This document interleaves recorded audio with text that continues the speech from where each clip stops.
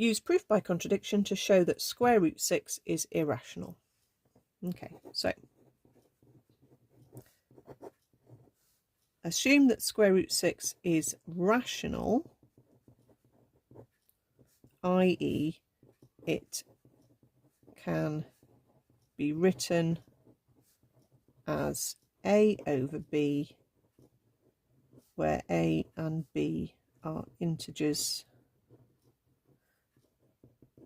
with no common factor. That's an important statement.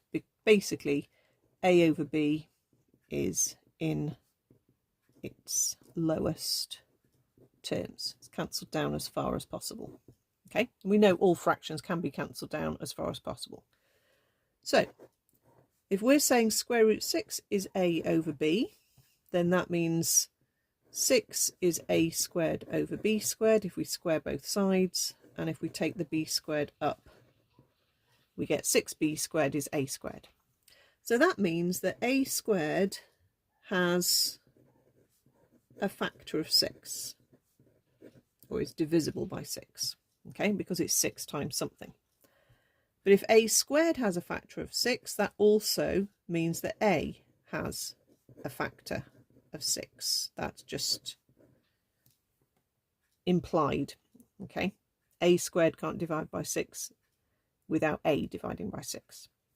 So if a has a factor of 6, we can write a is equal to 6 times something. Use another letter. I'll use k.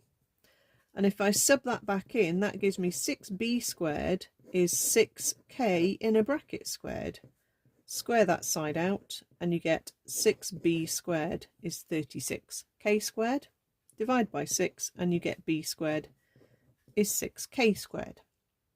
So that means that b squared has a factor of 6 because b squared is 6 times something, which means that b as well has a factor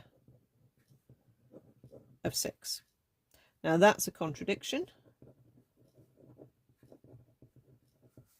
as a and b can't both have a factor of 6. Therefore, our assumption is wrong. Okay, if we've gone logically through what we can deduce from our assumption and we get to a contradiction, then our assumption is wrong and square root 6 cannot be rational. It must be irrational. We've proved by using a contradiction method that root 6 is irrational.